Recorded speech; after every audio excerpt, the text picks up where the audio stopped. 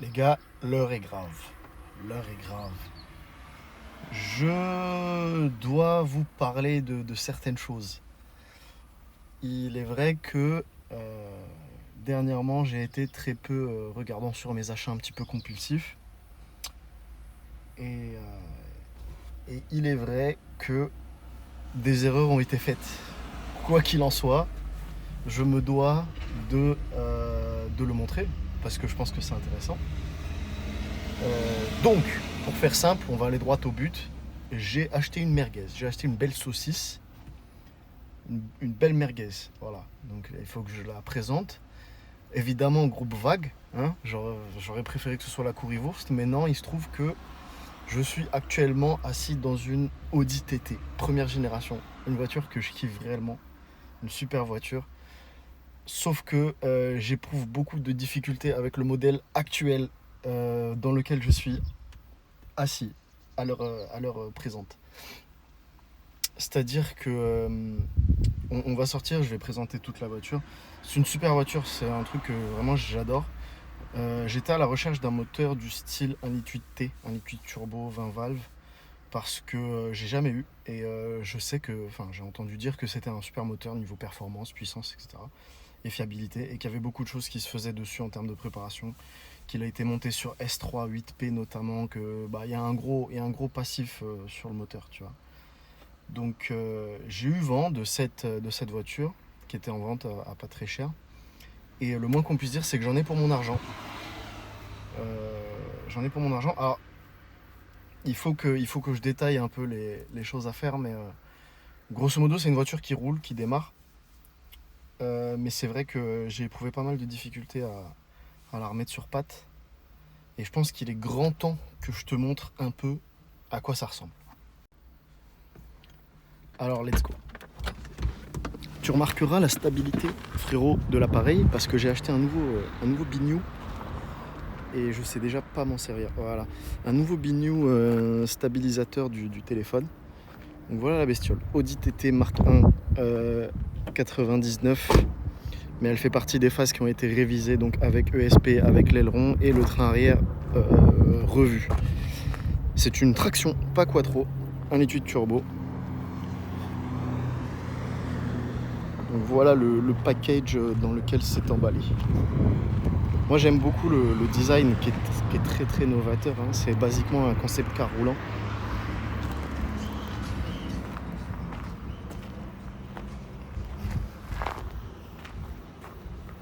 Voilà, donc la voiture est équipée de combinés filetés. Je crois que c'est TA Technics, elle est rabaissée sur ça. Et elle a une ligne, alors frérot, la ligne c'est... Oh purée.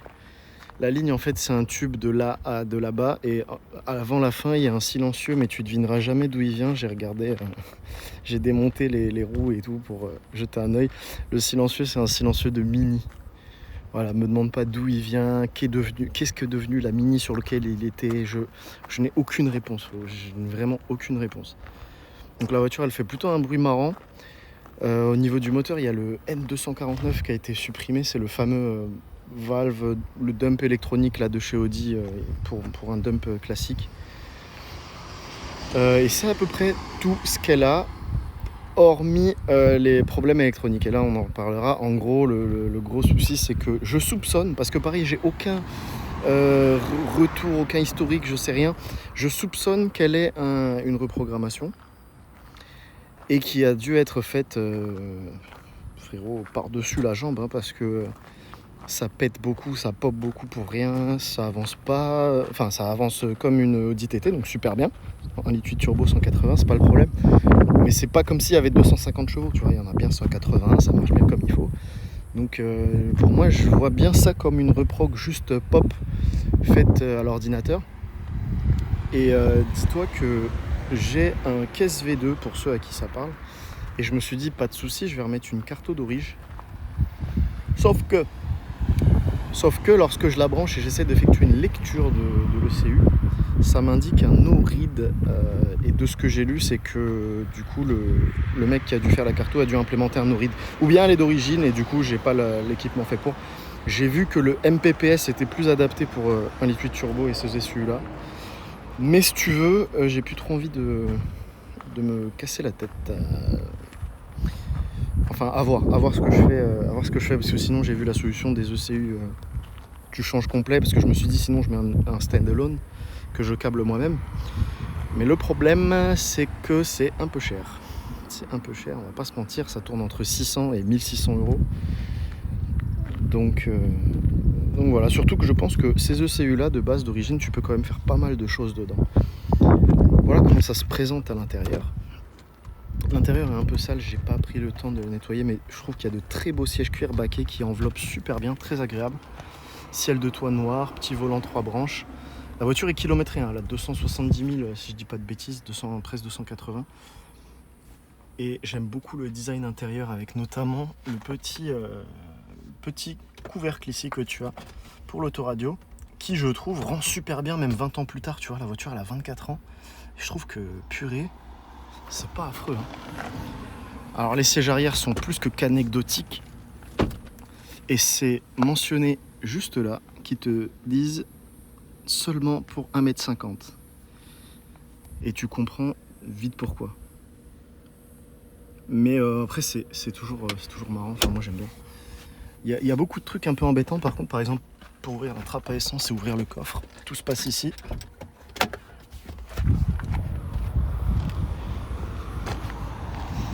Bon, tu vois la trappe à essence comme je t'ai dit, pas mal du tout, hein. En aluminium, j'aime beaucoup. Et ici, le coffre. Avec la mini plage arrière basculante, très bien pensée, très cool. Et l'aileron qui est super bien fixé. Alors j'avais lu sur Wikipédia, je crois, sur les TT8N, que cet aileron en fait il générait dans les 40 kg à 180 km/h parce que la voiture était tout simplement dangereuse sur les premières générations, les premières versions. Passer 150, 180 dans les hautes vitesses, tu avais un arrière très baladeur, très léger, et ça a fait pas mal de dégâts. Du coup il y a eu des phases de rappel sur ces premières générations, avec l'installation en supplément, donc en coût supplémentaire de l'ESP, d'un aileron qui lui était gratuit. Et sur les phases qui ont suivi, donc sur celle-là notamment, l'aileron d'origine, ESP d'origine et train arrière revisité, afin de garantir une meilleure stabilité, une meilleure tenue de route à haute vitesse. Alors moi j'ai acheté ça, pourquoi ? Je me suis dit, tu vois, ça serait marrant de poser sur circuit, de m'amuser un petit peu avec, parce que je me voyais pas faire ça avec la 911 sur le long terme. La 911, tu vois, qui est un classique, moi je voulais juste un peu m'amuser sur petite route, etc., sans pour autant faire le zouave avec. Et je me suis dit, ça, tu vois, typiquement, c'est top pour faire le zouave, et c'est une voiture en plus qui est un peu sympa. Niveau moteur, alors sois pas effrayé frérot, il n'y a plus de cache, il n'y a plus rien, je les ai tous enlevés parce que la voiture tourne pas super bien. Il faudra que je te fasse un gros récapitulatif. Alors déjà, truc marrant, j'achète la voiture, 15 jours plus tard, l'embrayage patine. Donc l'embrayage va plus bien, ça patine, c'est un enfer. Donc déjà, embrayage, t'es content quand tu fais ça. Donc comme je t'expliquais, la voiture faisait beaucoup de pop et de d'à-coups, particulièrement entre 2 et 3000.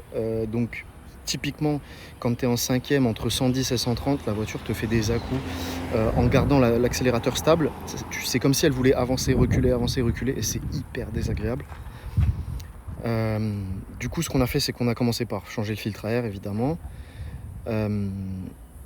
Et on s'est dit que ça serait intéressant de vérifier le débitmètre. Pour ce faire, je l'ai débranché et j'ai roulé sans débitmètre, et je me suis rendu compte que la voiture roulait extrêmement mieux. C'était vraiment super. Donc je me suis dit, pas de panique frérot. Moi je suis très malin, regarde. Je change le débitmètre. Je change le débitmètre, je le rebranche, et c'est basiquement pareil. C'est la même chose.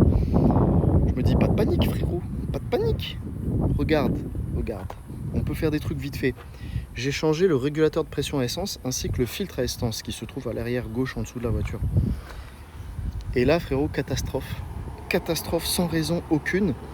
Débitmètre branché, la voiture se met à plus tourner, quasiment plus tourner, c'est-à-dire qu'elle cale, elle broute, elle prend pas de tour, c'est un enfer. Je me dis, pas de panique frérot, pas de panique. Je remets tout d'origine. Donc j'ai remis le régulateur de pression d'origine, et là pareil frérot, elle voulait plus revenir comme avant. Impossible à faire quoi que ce soit. Je me dis, pas de panique frérot, t'inquiète, pas de panique, regarde. J'ai joué avec les bobines, les machins. J'ai joué avec les bobines, les machins. Bon, pas trop de réponse. Je roule encore un petit peu. Et là, la voiture se met à tourner sur 3 cylindres. Bobine qui est cramée, frérot. Eh ouais. Bobine cramée, frérot. Elle m'a cramé une bobine. Qu'est-ce que j'ai fait? J'ai mis 4 bougies neuves.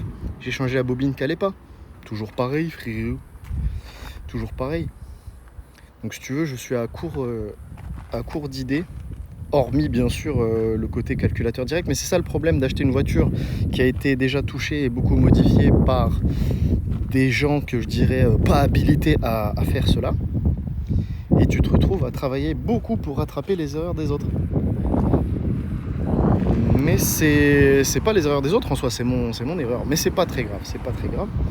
Donc du coup c'est toujours en cours, comme tu peux le voir. C'est toujours en cours. Bon. Ce qu'on peut faire, maintenant que tu l'as bien vu, que je t'ai bien tout expliqué, c'est surtout, si tu as des idées et des conseils, à me les mettre en commentaire, à m'expliquer un peu tout ce que tu connais sur ces moteurs-là. Moi, je ne suis pas un spécialiste des turbos. Moi, je suis un spécialiste Mercedes Atmo. Oui, je m'y connais un petit peu. Mais essence turbo comme ça, non.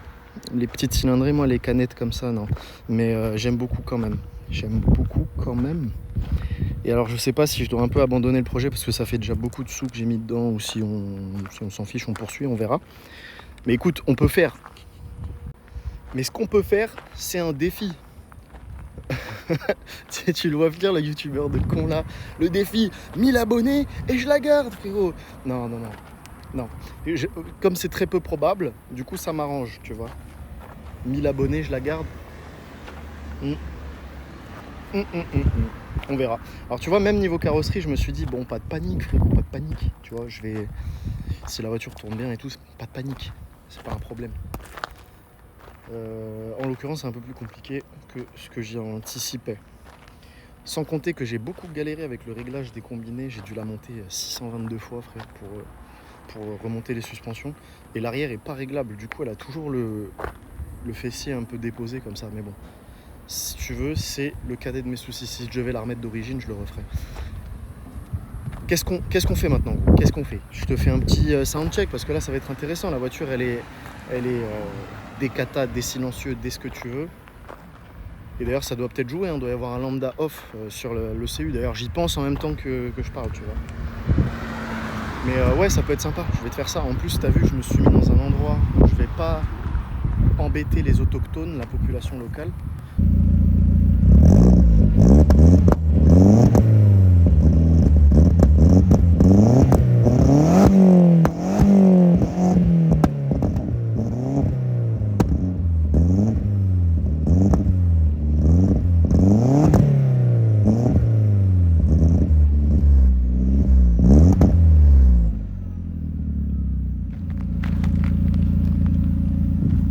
Comme tu peux l'entendre, ça chante plutôt bien. Bon, je vais pas te mentir, c'est un peu fort pour moi, c'est un peu trop fort, mais c'est bien, c'est beau, c'est bien. Donc là, pour rappel, elle a le débitmètre débranché, car si je le rebranche, la voiture tourne plus du tout, elle veut rien savoir, ça pète, ça grogne, ça avance pas, ça cale. Donc c'est très désagréable. Et elle m'affiche un voyant ESP. Donc voilà, je sais pas comment c'est lié, peut-être lié à la pédale d'accélérateur et ton ouverture des gaz, ton papillon. Allez, ahí vamos.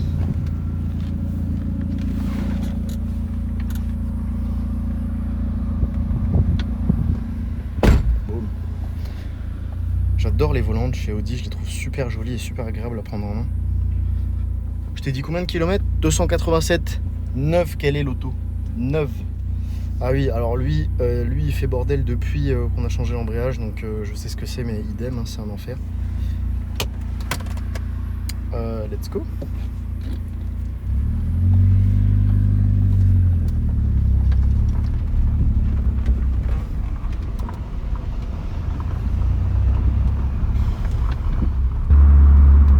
Donc je disais, j'en ai profité pour redescendre dans le sud parce que je pouvais plus me le voir le temps allemand, gros.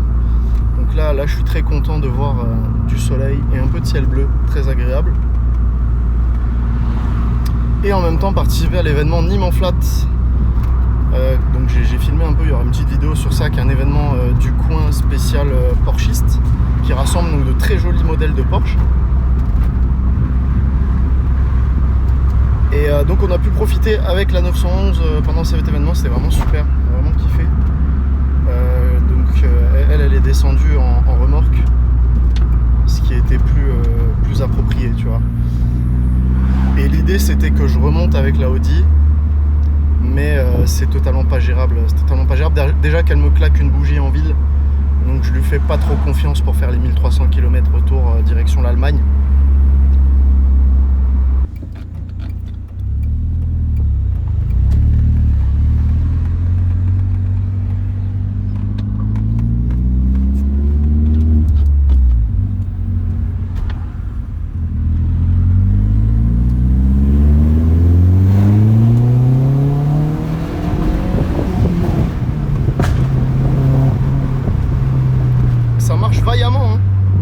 Ça marche vaillamment, pas de bas dans les tours, mais à partir d'un certain régime 2000-2005 où tu as le turbo qui se poule un peu, c'est là que ça commence à tracter et c'est vraiment très très agréable.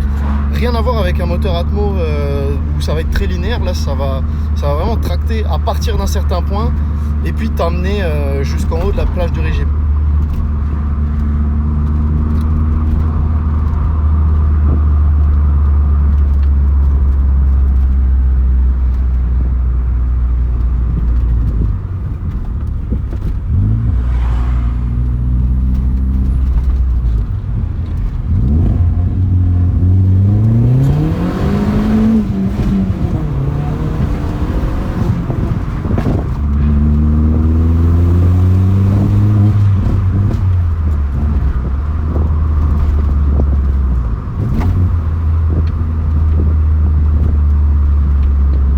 C'est vraiment très agréable à rouler niveau châssis, ça tient la route, ça vraiment avec les jantes et la monte de pneus que j'ai, c'est vraiment affreux et pourtant ça tient super bien la route. Je me suis dit je lui cale un pneu de un jeu de semi-slick, ça va être très cool. Mais pour l'instant il est vrai que je n'arrive pas à la faire fonctionner correctement plus de 5 minutes. Mais ça va venir, on va s'en sortir. Frérot, j'espère que la vidéo t'a plu. Va y avoir une petite série de vidéos là où il faut que je me chauffe parce que le montage ça me gave un peu, c'est un truc qui me saoule un peu, mais je vais m'en sortir. Après tu vois les vidéos présentations comme ça c'est hyper simple à sortir, je trouve ça plus simple parce que moins de montage, moins de travail, c'est plus spontané tu vois, et c'est un peu ce que je recherche. Moi je veux juste montrer des bagnoles et me kiffer mon truc. Donc j'espère que ça t'a plu, on verra s'il y aura des épisodes qui suivent pour ça, je n'en sais rien. Ça dépendra de la voiture elle-même et de l'engagement qu'elle aura. On se retrouve nous pour une prochaine vidéo. J'ai pas mal de rattrapage à faire sur pas mal de trucs, notamment la 911. J'ai fait un gros entretien dessus, elle tourne à merveille. Et c'était non sans sueur, tu vois. J'étais à deux doigts de me dire, purée, si c'est plus grave que ce que j'imagine, ça va être relou. Mais non, tout s'est bien passé. Bougie, bobine et tout s'est bien passé sur la 911. Allez, on se retrouve dans une prochaine. Ciao.